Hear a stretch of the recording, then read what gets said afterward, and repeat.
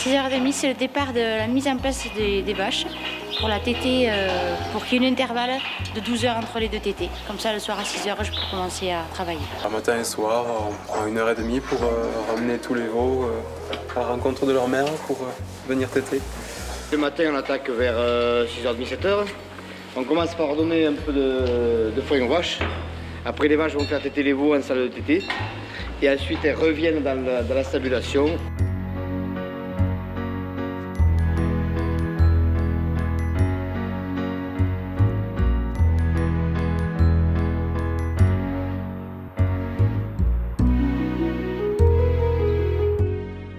Le veau sous la mer Label Rouge est produit par des éleveurs passionnés par leur métier, comme Christelle en Ariège, Arnaud en Haute-Garonne et Dominique dans le Lot. Alors après un parcours en tant que salarié dans plusieurs entreprises du département, je suis arrivée à 37 ans où mon père partait à la retraite. Ma mère avait encore 10 ans à faire ce qu'elle pouvait faire sur l'exploitation et j'avais envie de reprendre l'exploitation familiale. J'ai repris l'exploitation familiale de mon père en 96 et il y avait 150 brebis et 25 vaches. Et aujourd'hui, en 2018, on arrive à un cheptel de 50 vaches et de 300 brebis. Moi, je me suis lancé dans le veau sous la mer parce que j'avais envie d'un élevage qui reste à taille humaine, pouvoir valoriser une petite exploitation, la petite exploitation de mon père, et voilà, plutôt travailler sur de la qualité plutôt que de la quantité. C'était ça mon credo à la sortie des études, que j'ai toujours pas quitté d'ailleurs. Déjà, éleveur de veau sous la mer, si on le prend pour une contrainte, je pense que c'est un élevage qu'il ne faut pas faire. Soit on le fait par plaisir, ou alors on le fait pas. Voilà. Moi, aujourd'hui, je suis éleveur par plaisir. Voilà, j'aime les bêtes, m'occuper des bêtes. Ce qui fait qu'après, pour moi, c'est un travail quotidien que j'aime bien. Et donc, j'ai décidé de faire du veau sous la mer, justement, parce que c'est déjà un gage de qualité pour moi. C'est un produit de qualité que je rêvais de vendre à Rungis quand j'ai démarré. J'en étais loin, bien entendu. Pourquoi le veau sous la mer? Sur mon exploitation en région Causse, parce qu'aujourd'hui, si vous voulez, on est dans des terrains très secs, avec un manque d'alimentation pour les vaches, parfois l'été, où on a des étés très secs. Ce qui veut dire que du veau sous la mer, on a les veaux dedans, on n'a plus qu'à alimenter les vaches. Après, les veaux sont alimentés avec le lait de la mer. Le principe général de l'élevage du veau sous la mer, c'est que le veau doit téter exclusivement du lait de sa mère et d'autres vaches. Alors, le veau Label Rouge est une production bovine ancestrale de notre territoire du sud-ouest de la France et qui a obtenu donc le premier label rouge bovin en France dans les années 1970-73. Voilà.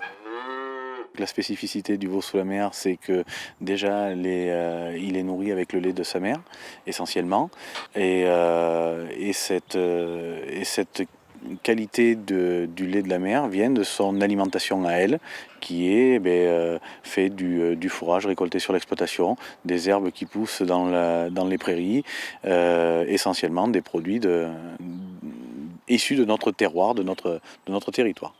La labellisation fait partie d'une de nos missions également, c'est-à-dire que nous sommes agrémentés par le label rouge pour donner la conformité à la carcasse, pour apporter l'estampille du label rouge sur la carcasse et donc finaliser la traçabilité du produit qui ira jusqu'à l'étalage de la boucherie. Voilà, c'est-à-dire que le consommateur pourra vérifier de son œil que effectivement la carcasse est bien label rouge veau sous la mer, parce qu'il y a un certificat de conformité, si vous voulez, qui en atteste.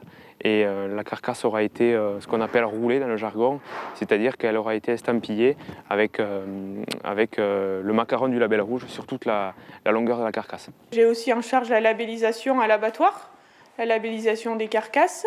Je vérifie en quelque sorte si la carcasse est conforme pour le label rouge. Et si son acheteur la commercialise dans un circuit label rouge, je mets une attestation pour dire que cette carcasse est label.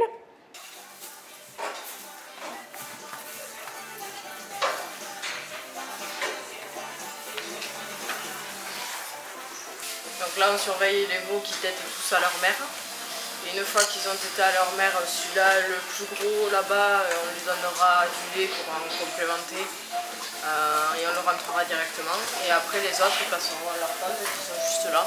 Donc ils ont une tente définie à chacun et du coup, on leur fait passer directement à ce qu'ils ont fini leur mère.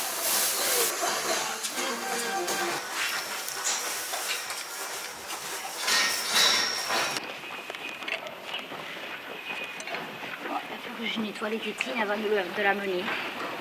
Je ne peux pas la mener comme ça. L'élevage du veau sous la mer, la Belle Rouge, s'appuie sur une charte des bonnes pratiques. Cœur de métier des éleveurs et priorité des transformateurs, les bonnes pratiques liées à la sécurité des produits et au bien-être animal sont l'objectif premier de la charte. C'est une entrave de flanc qui sert à empêcher les vaches de donner des coups de pied à leurs veaux.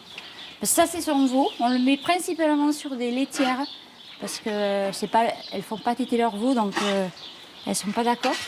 Mais cette maman, quand elle avait son petit tout petit, elle le tapait, donc j'étais forcée de...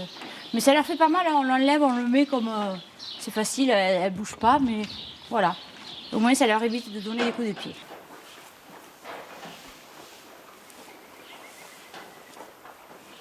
L'alimentation des vaches est très importante pour la qualité de la viande du veau sous la mer. Alors, c'est une ration à base de maïs et d'orge que je leur donne le matin et soir. Et c'est très important parce que ça les complémente, parce qu'elles font quand même du lait, elles ont des veaux, donc puis on est en saison d'hiver, elles ont une ration sèche, elles n'ont pas encore commencé à manger dehors, donc oui, c'est très important pour elles. La ration est composée d'orge que je produis sur l'exploitation et le maïs que j'achète, parce que je n'ai pas les terres arables pour le faire, et puis je n'ai pas envie non plus de le faire, c'est plus simple que je l'achète. L'alimentation des vaches, ça commence au mois de mars. Du mois de mars jusqu'au mois d'octobre, on va dire, avec du pâturage. Donc, dès que les vaches peuvent sortir, elles sortent et elles mangent en exclusivité de l'herbe. Parce que c'est l'aliment le plus équilibré, le moins cher et le plus facile à produire dans notre région. Et sur les mois d'hiver, donc, où c'est beaucoup trop humide, où les prés sont trop humides et le climat trop froid pour faire pousser l'herbe, eh bien, on rentre les vaches dans la stabulation et là on commence à leur faire manger une partie de foin, une partie de métail. Donc, du métail, c'est un mélange avec différentes céréales et différents protéagineux. Et pour rehausser le niveau énergétique de cette ration, je rajoute un peu de maïs en silage. Aujourd'hui, je suis autonome sur l'exploitation avec les céréales produites et le foin produit sur l'exploitation. Bon, je rachète un peu de protéines à l'extérieur, c'est tout. Les éleveurs portent un soin tout particulier aux pâtures. Pour voir le stade vraiment d'une plante dans une prairie, il faut s'y rendre, pas tous les jours, mais presque, et vraiment se pencher et ramasser une feuille. Donc on voit bien là que la gaine de la feuille qui n'a pas été touchée, il ne faut jamais descendre en dessous de la gaine. Après on voit bien qu'il y a 3 feuilles, mais on en voit donc une qui a été commencée à manger, donc celle-là elle ne compte pas, elle a été touchée. Celle-ci aussi, elle est coupée un petit peu, donc elle a été mangée. Et il n'y a que celle-là, ça c'est une feuille nouvelle. Donc. Et avant de les remettre sur le parc, il faudra qu'il y ait 2 feuilles et demie de la même façon, toutes neuves, qui est repoussée pour pouvoir les remettre à pâturer dans cette prairie. Alors en fait, c'est dans un premier temps, quand la vache pâture la plante, elle ressemble à ça. Puis ensuite, elle repousse lentement, enfin, plutôt assez rapidement, faire une jolie fleur, une jolie feuille comme ça. Puis elle arrive à ce stade-là, et à ce stade-là, il faut qu'on la fasse manger par les vaches de nouveau. Et si les animaux ne les mangent pas assez vite, ça devient une fleur comme ça. Ça devient une jolie fleur comme ça. Voilà. Donc là, après, c'est le cycle de la plante qui fait qu'elle fait des graines, on pourrait récolter les graines. Mais bon, nous, ce qu'on a besoin, c'est la feuille qui est super riche en énergie pour faire du lait.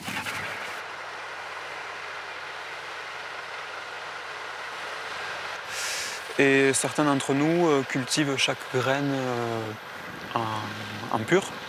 Donc quelqu'un fera un champ d'avoine, quelqu'un fera un champ de févrole. quelqu'un fera un champ de vesse, donc c'est un peu plus difficile pour faire la vesse. Et ensuite, quand on arrive à peu près à la fin, on fait les comptes et on finit d'acheter ce qui nous manque. Voilà. Et le but, c'est de le produire parce que c'est des semences qui coûtent assez cher.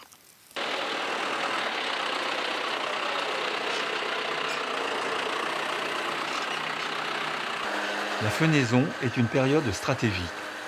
De la qualité du foin dépend l'alimentation des vaches pendant l'hiver. Oui, la fenaison, c'est le moment le plus important de la saison, en fait, parce que c'est toutes les réserves de nourriture pour les vaches pour l'hiver. Donc il faut vraiment que ce soit fait quand on le peut dans les temps, de façon à rentrer un foin pas trop mûr et de très bonne qualité, parce que derrière, et les vélages et les veaux vont trouver cette qualité ou pas. Nous sommes sur une prairie temporaire qui a été semée il y a 5 ans, sursemée l'année dernière. Donc là, je vais faire, dans le meilleur des cas, 4-5 coupes. Voilà. Et bon, cette année, j'ai procédé comme ça, mais l'année prochaine, sur cette parcelle-là, les vaches vont passer en premier, elles vont manger la première coupe en fait, et je ferai derrière 3 ou 4 coupes pour en balle ronde, quoi. Par contre, sur les prairies permanentes, là, je ne fais qu'une coupe, c'est les vaches qui mangent le regain derrière. J'en ai besoin sur toute la saison. Je suis seule sur l'exploitation et du moment où je commence les foins et au moment où je les finis, l'herbe elle est vraiment trop mûre, elle n'est plus à la qualité souhaitée. Et donc, du coup, l'appel à l'entreprise me permet de faire toutes les hectares en 2 fois. Et on les fait à la bonne date, on rentre du foin de qualité et c'est top après pour la marchandise qu'on a pour l'hiver, quoi, pour les bêtes. On a pas mal d'éleveurs qui, justement comme Christelle, ne pourraient pas se permettre d'investir dans du matériel performant, récent et qui fonctionne quoi qu'il faut. Et du coup, ils font appel à un entrepreneur. Bon, après, un entrepreneur, il essaye d'avoir du bon matos qui réalise les tâches rapidement et, comme il dit, à la bonne date, au bon moment, quoi.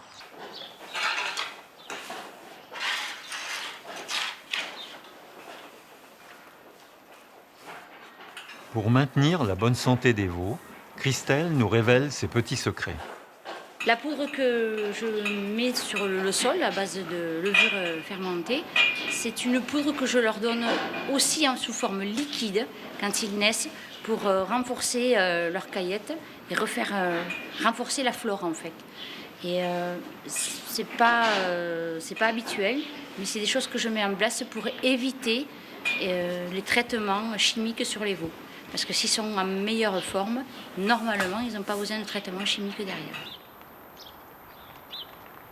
Après une longue période hivernale, c'est la première sortie pour le troupeau.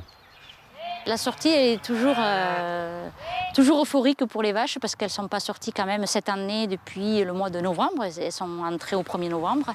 C'est très important pour tout le monde, pour l'éleveur et pour les vaches aussi. Elles retrouvent leur liberté, elles retrouvent une autre alimentation. D'ailleurs, il faut bien les préparer à ça, à la sortie.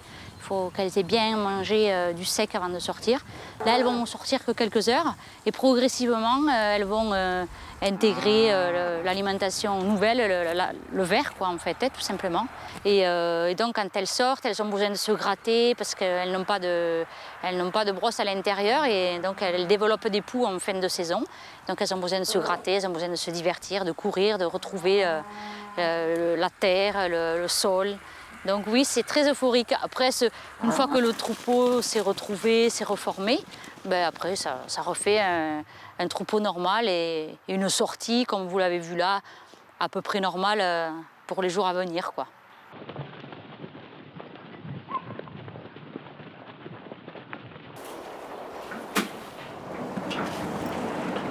Bonjour Aurélien. Ça va? Oui, et toi? Ça va. Toujours à l'heure? Oui, ça y est, salut. En forme? Et oui. Je te laisse. Prépare? Ouais, je finis juste ces seaux, je te laisse t'installer. Je me mets en place? Oui, Allez, ça et j'arrive. Allez. À de suite. À de suite.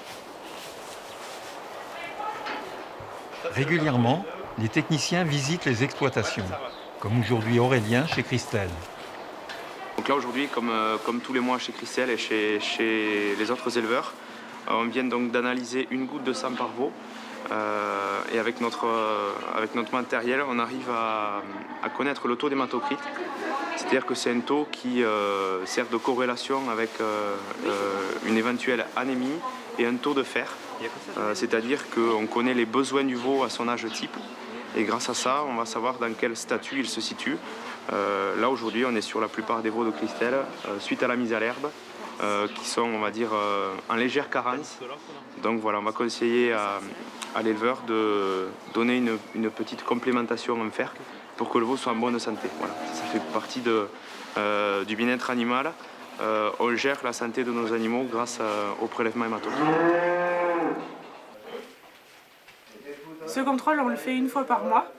Je viens chez Dominique une fois par mois pour faire les prises de sang sur ces veaux. Donc ce qui fait à peu près 4-5 fois sur la vie d'un veau. Alors, ces prises de sang, qu'est-ce que ça donne? Ils sont un peu faibles. Ouais. Faudrait que tu les recharges un petit peu. Par rapport à l'âge qu'ils ont, ils sont un petit peu trop Le bas. 46, il n'est pas un peu plus élevé? Le 46 est un petit peu plus élevé que le 48. Ouais. Donc je mets le résultat de la prise de sang dans la machine et elle va me donner si le veau est bien en taux de fer. Si le taux de fer du veau est trop faible, c'est ce qu'on appelle le recharger, c'est-à-dire lui réinjecter du fer pour pas qu'il y ait trop de carence et pour que sa croissance soit optimale. Notre rencontre mensuelle est très importante parce qu'on peut partager, surtout pour moi, je peux partager sur les problèmes que je rencontre et on en discute. C'est beaucoup plus facile que d'en parler avec des collègues où on n'a pas la même façon de voir, quoi. Donc, le technicien est important dans une exploitation, je pense. Un regard extérieur, quelqu'un qui voit le troupeau qu'une fois par mois, lui, il a plus facilement tendance à détecter une évolution que nous, on ne voit pas. Un petit truc qui serait un peu sournois en train de s'installer, nous, on ne le voit pas parce qu'on est là au quotidien, alors que lui, il le voit de suite, quoi. Vous préférez Nicolas? Ouais, non, il est pas mal. Une fois par an, lors d'un contrôle de l'exploitation, le technicien vérifie le respect des critères du cahier des charges. Si une non-conformité importante est relevée, l'habilitation au label rouge peut être retirée à l'éleveur. Donc un de mes rôles aussi, j'ai une petite partie sur les bâtiments d'élevage, voir si l'ambiance du bâtiment est correcte. On le voit quand on intervient sur l'élevage. Si on rentre dans un bâtiment avec une bonne ambiance, c'est très important pour les veaux, pour la santé des veaux, pour le bien-être animal et puis aussi pour le travail de l'éleveur, que le travail soit assez pratique, si je peux dire, pour faire téter les veaux matin et soir. En fait, moi j'aime bien dire qu'on est un petit peu le service après-vente de l'élevage. C'est-à-dire que l'éleveur, il doit avoir une réponse à toutes ces questions. Voilà. Moi, le métier, je le vois comme ça. C'est-à-dire que sur un point de vue génétique, d'un point de vue sanitaire, sur un point de vue, reproduction des animaux pour avoir les meilleurs veaux possibles, sur un point de vue amélioration des conditions de travail, c'est très important aussi. Voilà, il faut qu'on puisse travailler main dans la main avec l'éleveur et lui amener la solution à son besoin. La confiance, elle est importante entre le technicien et l'éleveur, et même, je dirais, il faut qu'elle soit dans les deux sens. Mais c'est vrai que c'est pas toujours facile voilà, de l'installer, surtout avec souvent des éleveurs un peu plus âgés qui ont toujours travaillé de cette manière-là, et on est peut-être une nouvelle école, et ils n'ont pas forcément... Ils n'entendent pas forcément de la bonne oreille le conseil qu'on peut leur apporter, puisqu'ils ont souvent travaillé toute leur vie comme ça. Le fait d'être une femme, d'être jeune, j'ai été embauchée juste à la sortie de l'école. J'ai beaucoup appris des éleveurs, parce qu'on ne peut pas arriver là en disant à l'éleveur il faut faire comme ci, il faut faire comme ça. À l'âge qu'on a, on n'a pas assez d'expérience pour tout ça. Donc j'ai beaucoup appris des éleveurs, des conseils des éleveurs, et petit à petit je me suis forgé mon propre avis pour après pouvoir conseiller selon telle ou telle technique. Et j'ai pas eu de soucis par rapport au fait d'être une femme et d'arriver dans l'exploitation. C'était un nouveau regard, une nouvelle vision, et j'ai eu aucun problème là-dessus. Moi, je suis particulièrement sur le Lot, avec 90 éleveurs en veau sous la mer. Parmi ceux-là, il y en a une trentaine que je suis plus spécifiquement une fois par mois avec le suivi prise de sang, comme chez Dominique. Et en nombre de veaux commercialisés, on est autour de 2500 veaux par an. Voilà. Pour le bien-être des animaux, aujourd'hui chez Christelle, c'est la visite du pédicure bovin. C'est ça, je suis pédicure pour bovins depuis 20 ans aujourd'hui. Et j'ai un rayon qui tourne de l'Aveyron jusqu'à l'Ariège. Les vaches ont tendance à avoir des onglons qui poussent ou après quelques maladies au niveau du pied. Donc on intervient soit pour remettre les onglons, les aplomb droits, ou alors après pour soigner et pour que les vaches puissent partir dehors et marcher correctement. Alors sur des vaches à problème, c'est une fois par an régulièrement. Après, il y a des bêtes qui ont besoin qui restent dedans régulièrement, notamment dans les vaches laitières, où là, pareil, des ongles poussent. Donc il faut intervenir entre 1 à 3 fois par an suivant les troupeaux. On surveille bien nos bêtes et donc quand on voit qu'elles commencent à boiter, alors boiter c'est déjà avancé quand même, mais on le voit au comportement, elles ont les appuis, donc comme disait M. Croned, à rectifier. Donc c'est là que je l'appelle et qu'il intervient pour... Au début, quand je me suis installée, il y avait pas mal de soins quand même sur les bêtes. Il a réalisé pas mal de soins et tout doucement ça s'est résorbé et aujourd'hui il vient pour rectifier les aplombs. Et enfin, pour moi ça fait partie du bien-être animal, quoi. C'est des ongles, c'est comme si vous laissiez pousser vos ongles et que vous les taillez jamais, ben moi vous plus vous servir de vos mains, quoi. Ben, les vaches c'est pareil.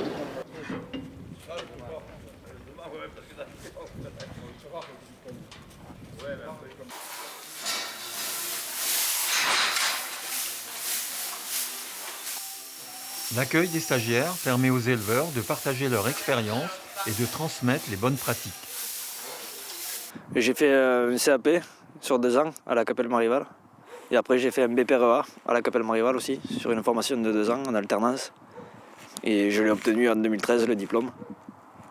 Donc après ça me permet ce diplôme de m'installer et de bénéficier des aides par rapport à la Chambre d'agriculture. Mais oui, le fait d'avoir un stagiaire pour moi surtout qui est vraiment motivé et intéressé par la production de veaux sous la mer, c'est très intéressant parce qu'au moins que ça lui permet de voir un peu l'évolution par rapport à la production, les mises aux normes, les nouveaux bâtiments, les nouvelles formes de tétés. Et accueillir un stagiaire comme Luc, c'est vrai que c'est bien parce qu'il est très motivé, il aime cette production. Et puis il voit un peu comment ça se passe à un élevage un peu plus important que ce qu'il pratique chez lui. Ah ouais, je savais pas. Comme chez Dominique, Christelle accueille Clément, qui se prépare à succéder à son père.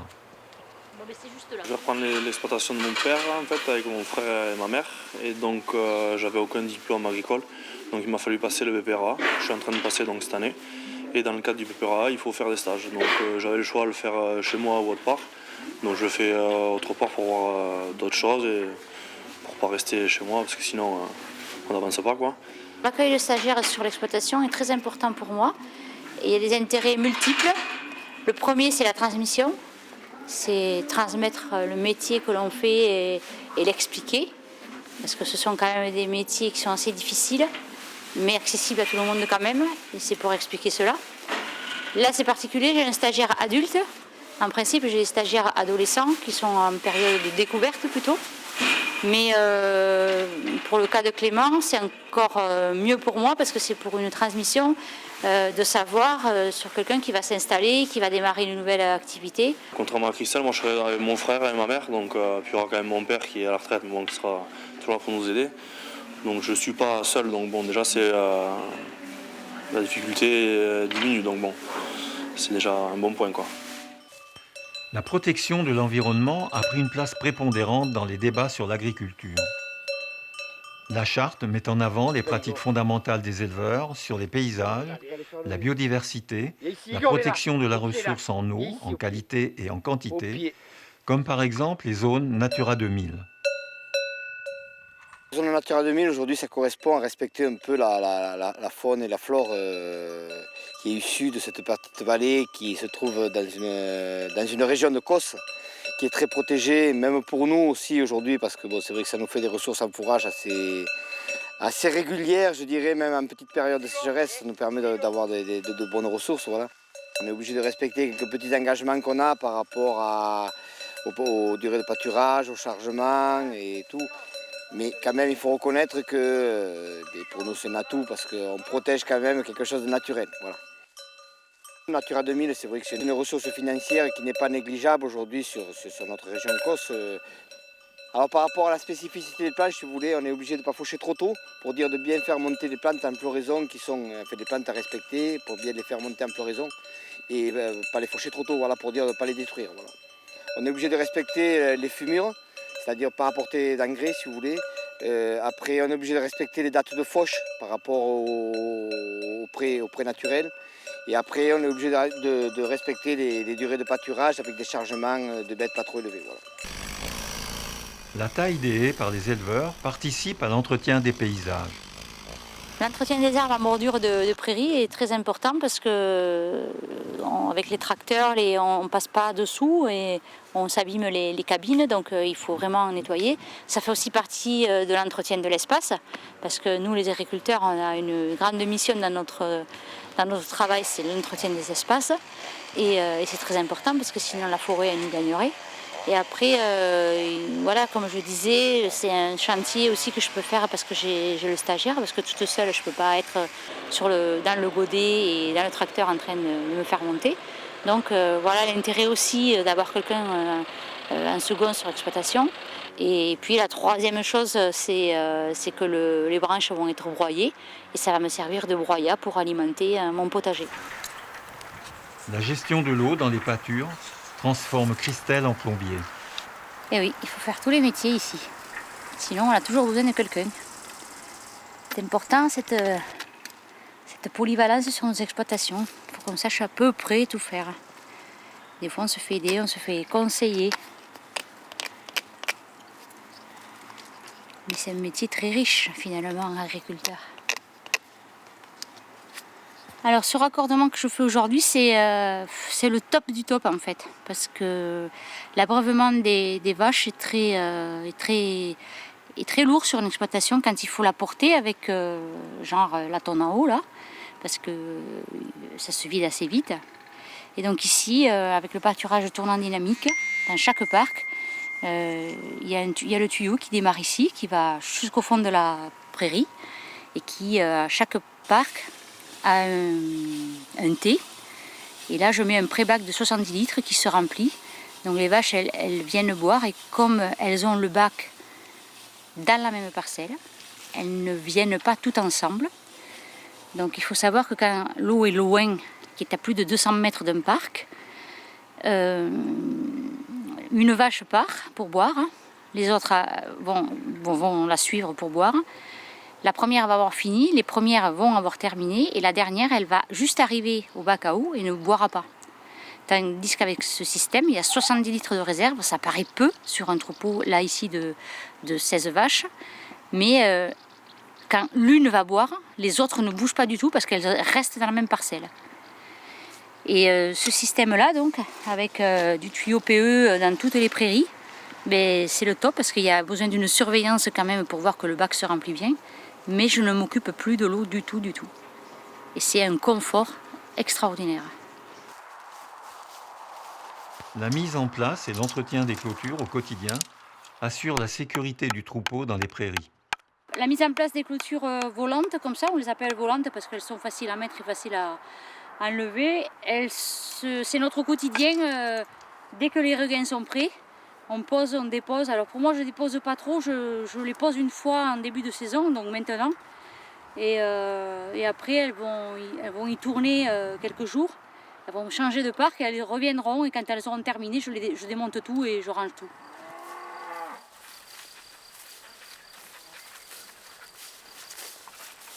Chaque fois que je change les vaches, un chevreuil qui passe par là, qui casse un fil, ça arrive assez souvent. Elles ne sont vraiment pas propres, mais bon.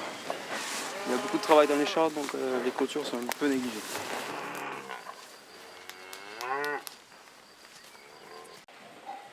Pour assurer la pérennité de leur exploitation, certains éleveurs diversifient leur production, comme Dominique avec les ovins. Pour l'exploitation, on a du veau sous la mer avec des vaches et on a un troupeau ovin pour valoriser après toutes les parcelles qui sont vraiment cosses, où il n'y a pas beaucoup d'herbe l'été et qui valorisent bien ce type de parcours. Voilà. Et après, bon, on a quand même quelques aides qui nous permettent d'achever de valoriser et pour l'exploitation ce type d'élevage. Voilà. Et après, l'élevage ovin est bien complémenté par rapport au sous la mer. Après, ça demande moins de présence, moins de temps à y passer. Voilà.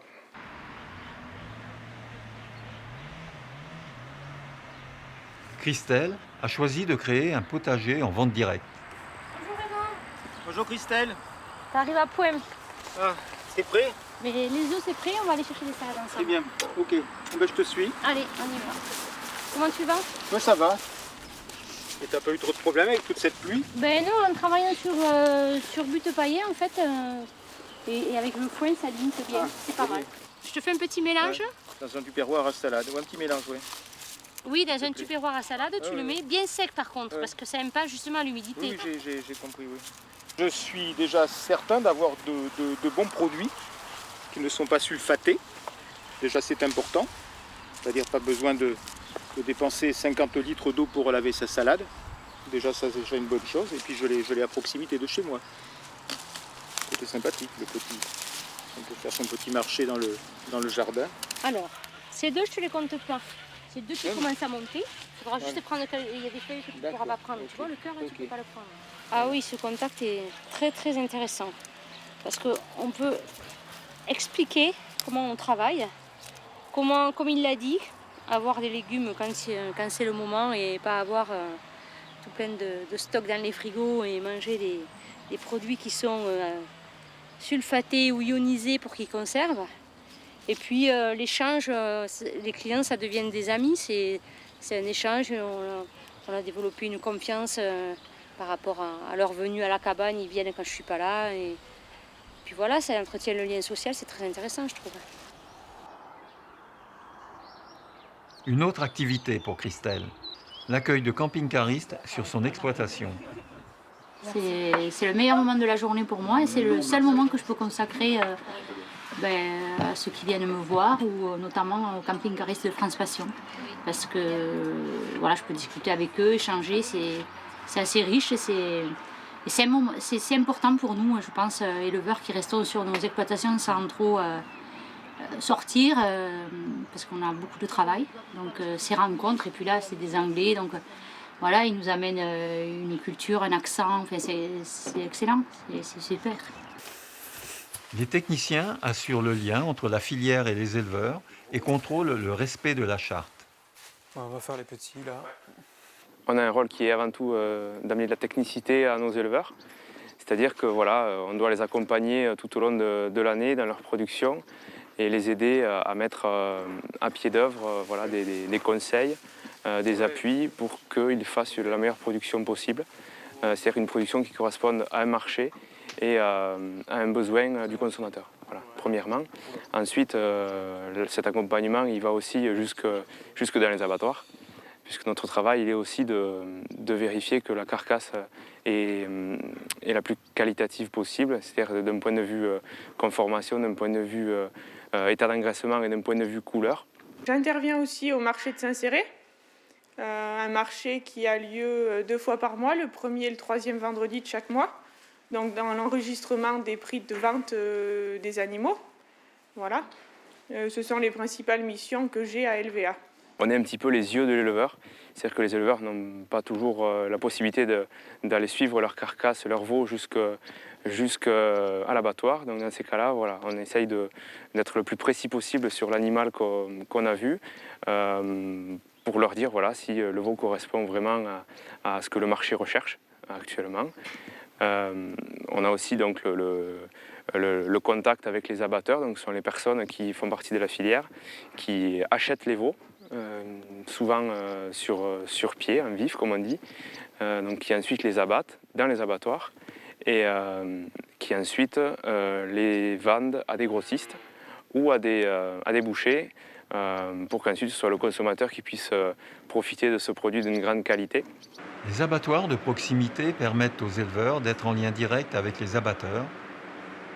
Aurélien et Arnaud vérifient la bonne conformité d'une carcasse avant son départ dans la chaîne de distribution. Donc c'est la couleur du veau.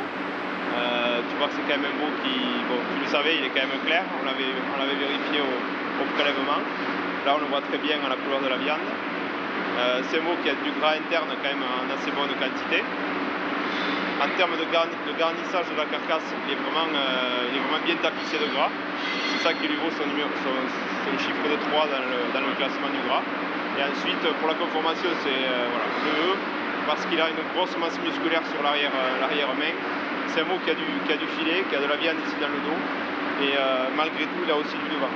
Voilà. D'avoir un produit comme ça, j'ai beaucoup plus de clients. Et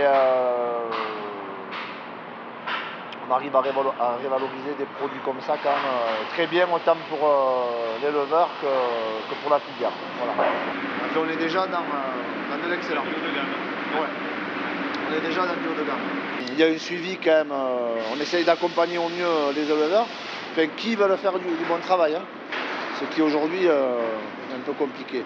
Donc des jeunes comme Arnaud méritent d'être aidés et on essaye de revaloriser leurs produits dans des coins de la France où il y a quand même le budget pour pouvoir consommer cette marchandise, quoi. C'est des veaux qui partent sur du haut de gamme. Là, le veau, il part en Belgique, hein, là, dans un concept un peu avec des alcools moyens. Et autrement, beaucoup de Paris, dans le Nord, et le cœur toulousain, quoi. Voilà. La communication de la filière passe par la présence sur des événements comme les Calivores à Toulouse. Un des rôles de l'ODG, donc, c'est déjà de mettre en place le cahier des charges réglementaire veau sous la mer, label rouge, de le faire appliquer, mais un bon produit, il faut aussi le faire connaître aux consommateurs. Et aujourd'hui, par une animation comme ceci, les gens viennent et dégustent des produits de qualité qu'ils peuvent retrouver après dans des boucheries de la région ou dans toute la France. Disons que je ne suis pas un grand spécialiste, mais je sais qu'il est meilleur et je l'apprécie quand même particulièrement.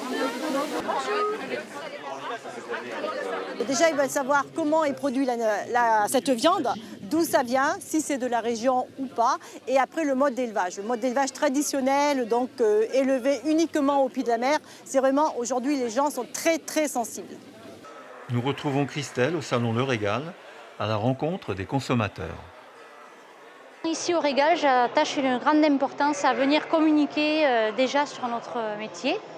Et ensuite de parler de cette charte des bonnes pratiques en élevage, qui est quand même le socle de tous les labels, donc qui est un gage de confiance et de qualité pour le consommateur. Alors, les personnes rencontrées sur le stand, je trouve, ne sont pas très sensibles à cette charte parce qu'ils ne la connaissent pas. Et pourtant, c'était une charte faite en 2000, dans les années 2000, suite à un peu l'euphorie qu'il y a eu autour de la vache folle. Et donc je trouve que c'est dommage et donc il va nous rester un travail de communication à faire sur cette charte, sachant, comme je l'ai dit tout à l'heure, que c'est le socle de tous les labels que l'on peut trouver, les labels rouges, donc c'est très important. Dans la chaîne de l'éleveur au consommateur, l'artisan boucher est un acteur important. Quand je me suis installé, j'ai commencé avec de la viande normale, quoi, et je me suis dit pourquoi pas travailler de la viande de label rouge. Et puis ça m'a mené une qualité de viande qui n'était pas avant, que je n'avais pas. Et j'ai trouvé quand même que la qualité était beaucoup mieux. Et puis par rapport à la clientèle, ils viennent pour le label rouge. Parce que pour eux, c'est une viande qui est contrôlée, qui est suivie, qui est de meilleure qualité, qui est, voilà quoi, après, qui est plus jolie. Donc on va aller chez Philippe, vous allez voir, il a de la super viande, c'est un super boucher. Bonjour. Bonjour mesdames. Bonjour. Alors, il nous faudrait 1 kg de jarret, s'il vous plaît. 1 kg de jarret. Alors j'ai 2 morceaux. Normalement, il y en a un qui devrait faire le... Oui, parfait. Parce que le client qui vient ici, il vient que pour le label rouge. Voilà. Si je venais à enlever le label rouge, il ne viendrait plus. Au revoir mesdames, bonne journée. Au plaisir. Merci, au revoir. Moi je suis persuadé que l'avenir, elle est toujours là, quoi. Il y a des apprentis, ils viennent, ils travaillent.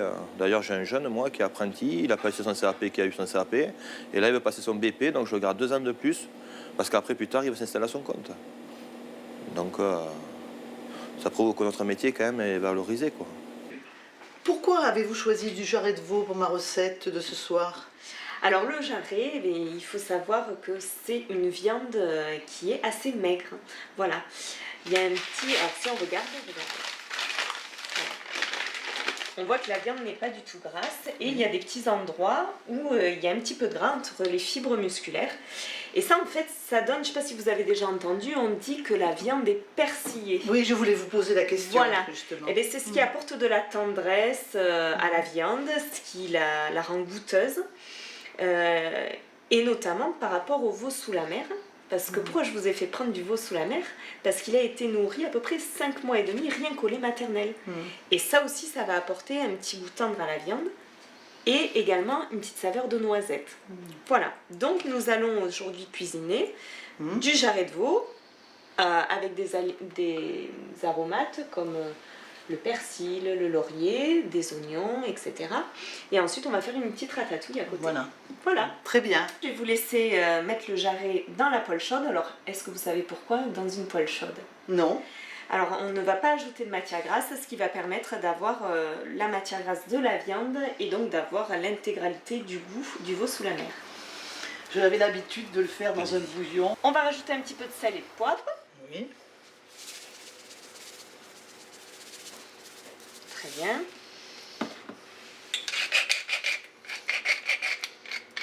Vous sentez l'odeur du veau là? Regardez un peu. Oh oui, ça sent bon. Vous voyez, toutes ces Mais herbes. bon, il n'est pas cuit encore. Ce que je vous propose de faire, c'est un effiloché. Ah. Voilà, comme ça on va bien sentir la tendresse de la viande. Comme ça, parfait. Avec le goût des aromates. Oui.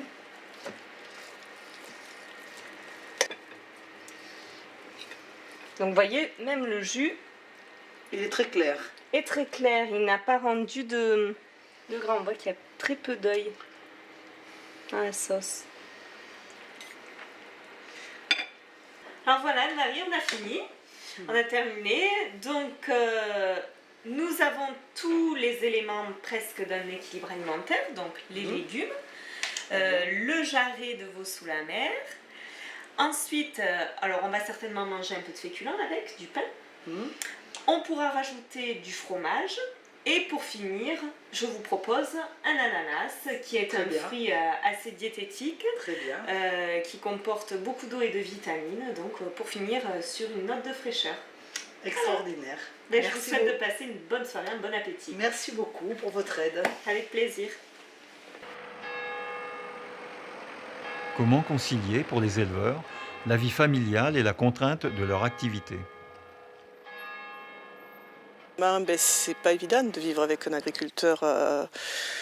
J'y suis depuis que Dominique est installé, ça fait une dizaine d'années. De concilier vie professionnelle et vie personnelle, il faut un peu jongler. On a l'impression des fois d'avoir des horaires décalés. Entre moi qui suis factrice d'un côté, puis lui agriculteur. En plus de l'élevage, quand il fait à la fois soit les semis, soit les foins, c'est vrai que c'est pas évident de vivre à deux entre les repas pris en commun. Des fois, travailler à l'extérieur, déjà ça sort un peu de la ferme, puis ça m'assure au moins un revenu par mois, ce qui n'est pas négligeable au cas où Dominique ait un manque de revenus certains mois. Moi je sais qu'au moins c'est un revenu fixe. Un travail à l'extérieur, pour moi, c'était vraiment deux choses. C'était ne pas être dépendante d'Arnaud, avoir moi aussi mon activité, pouvoir m'impliquer dans mon travail et exister aussi par mon travail. Et après, c'est vrai qu'en termes de revenus, je pense que j'aurais pas travaillé à l'extérieur, on n'aurait pas pu de suite s'installer ensemble. Et si j'avais pas trouvé de travail, je pense pas qu'on aurait eu de projet de bébé aussitôt. Parce qu'on n'aurait pas pu l'assumer tout simplement. Sur l'installation, c'est toujours difficile pour un jeune agriculteur. Donc c'est vrai que mes revenus nous permettent aujourd'hui de vivre, même si ceux d'Arnaud commencent à rentrer en jeu, quoi. Alors en effet, j'étais un peu préparée, même beaucoup, puisque mon père était agriculteur. Maintenant, il est à la retraite. Donc je savais vraiment ce qu'était le domaine agricole, oui. Bon, lui, c'était l'élevage au vin. C'est un peu moins... ça prend un peu moins de temps, ou du moins C'est un peu moins à heure fixe que les vaches. Mais c'est quand même un métier qui reste très dur. Disons que moi je suis pas du tout du monde agricole et je pensais pas du tout y tomber un jour entre guillemets. Donc c'est vrai qu'au début c'était un peu surprenant. Comme je disais, au début je comprenais pas pourquoi il voulait s'installer. Je lui demandais pourquoi il voulait s'enfermer sur une exploitation. Et puis au final on s'y habitue, on se prend au jeu, quoi. C'est quelque chose qui est vraiment intéressant pour peu qu'on s'y implique un petit peu. Ça reste passionnant et c'est vrai qu'Arnaud, il arrive à transmettre ça.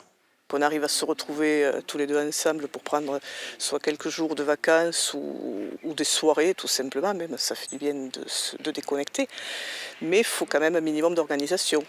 Soit il faut que l'employé ou notre fille Océane lui aide à faire téter le soir pour arriver à une heure convenable aux soirées. Il faut un minimum d'organisation. C'est quand même moins de contraintes que ce que je m'imaginais. Parce que dans la journée, sur certaines périodes, on arrive quand même à avoir des temps libres. C'est-à-dire qu'on ne va pas forcément se faire un ciné le soir ou le soir un peu plus tard. Mais on peut peut-être y aller l'après-midi s'il y a une après-midi de creux. Ou alors on peut aller se promener l'après-midi s'il est disponible, quoi. J'apprécie qu'Océane, notre fille, se lance dans l'agriculture. Mais à la fois, c'est vrai qu'on sait que c'est un métier très prenant. Et surtout pour une fille, on appréhende un peu comment elle s'en sortira. J'espère que... Après, ça dépend comment on est accompagné aussi, comment elle sera accompagnée. C'est vrai que si elle a un compagnon qui travaille à l'extérieur, ça risque d'être très dur ou compliqué. Après, quand on aime le métier, il n'y a pas de contraintes pour moi.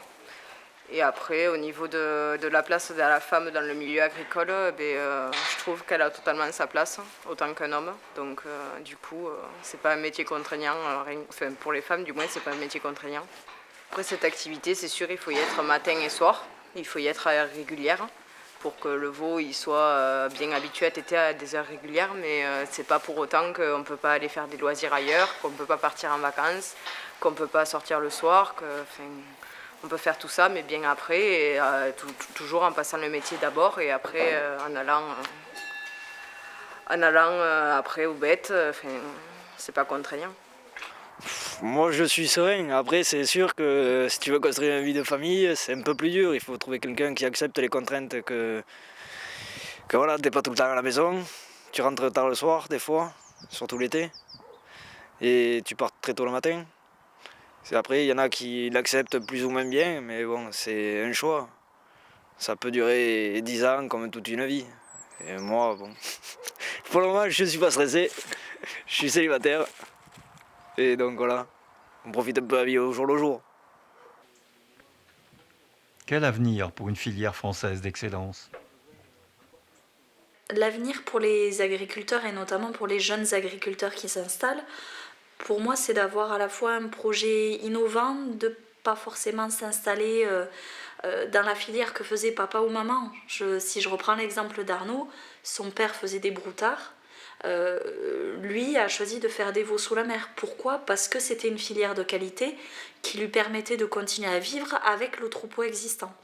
Donc pour moi, il faut vraiment réfléchir à l'ensemble de la production, de pourquoi on le fait, des débouchés qu'il va y avoir. Enfin, c'est vraiment, il faut réfléchir le projet intégralement. Mais pas forcément partir sur de la vente directe ou quoi, même si aujourd'hui ça marche bien, mais vraiment réfléchir de pourquoi je veux le faire. Pas seulement parce que j'aime ça, mais aussi parce que je peux m'en sortir avec cette activité. Et ça, c'est hyper important de faire plusieurs études, et notamment au niveau économique, quoi. Mais si vous voulez, aujourd'hui, en tant qu'éleveur de veaux sur la mer, moi je crois un peu à la production de veaux sur la mer. C'est une production pour fournir des niches qui aujourd'hui existent toujours, où on a des consommateurs, un type de consommateur qui demande du produit de qualité. Et aujourd'hui, il faut qu'on soit capable de répondre à ce type de consommateur. Et je pense qu'aujourd'hui, c'est pas en faisant de la quantité, mais en faisant de la qualité qu'on s'en sortira demain. Pour moi, l'avenir de l'élevage et de l'agriculture, c'est ça, c'est faire des produits sains, sans médicaments, sans traitement systématique, et des élevages de petite quantité et des élevages avec des produits de qualité. Disons que par de bonnes politiques, au sens large. On peut maintenir l'élevage si on se rend compte de l'intérêt qu'il a pour l'environnement en général.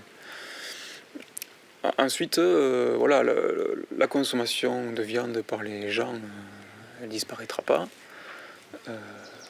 On se fera toujours autant plaisir à manger un bon morceau de viande, et on se fera d'autant plus plaisir qu'on le mangera moins souvent et qu'on l'achètera de meilleure qualité. Donc pour moi, le genre d'élevage que je pratique, il a tout à fait sa place dans le futur, quoi.